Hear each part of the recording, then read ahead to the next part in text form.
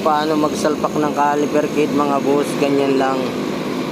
Yung lagyan nyo ng kaunting-kaunting grasa lang mga boss. Pagkasyahin na yung kunting-kunting yun sa lahat ng guma o o-ring ng caliper kit. Ay mga boss, yung kung mapapansin nyo, kunting-kunti lang ang nilagay natin. Tapos kung paano pagsalpak nyan, ganyan lang mga boss, kinakamay lang yan sa bangbang nya. May bangbang yan, oh.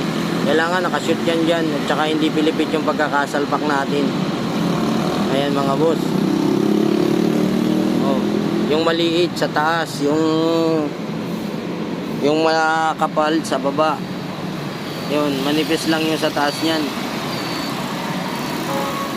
Shoot nyo lang natin sa bangbang pag nagtabi tayo. Ayan, kung mapapansin nyo, madulas siya pagka inanuhan ng kamay. Tapos pagka inano yung piston, lagyan nyo ng konting-kunti lang din sa dalawang piston. Huwag lang gumanit yung yung pagsalpak natin. Ayan, oh, napakalambot kahit kamay lang ang gamitin. Oh, konting-kunti lang. Hindi naman kailangan ng marami. Oh.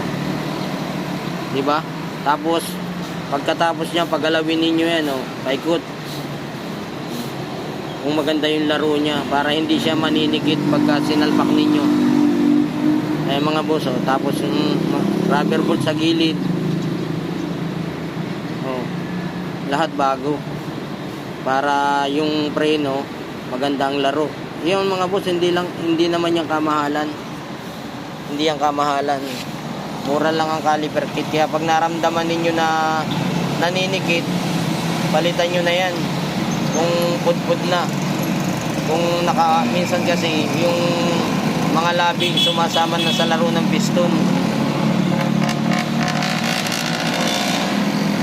Oh. Minsan napupudpud yung gilid niyan.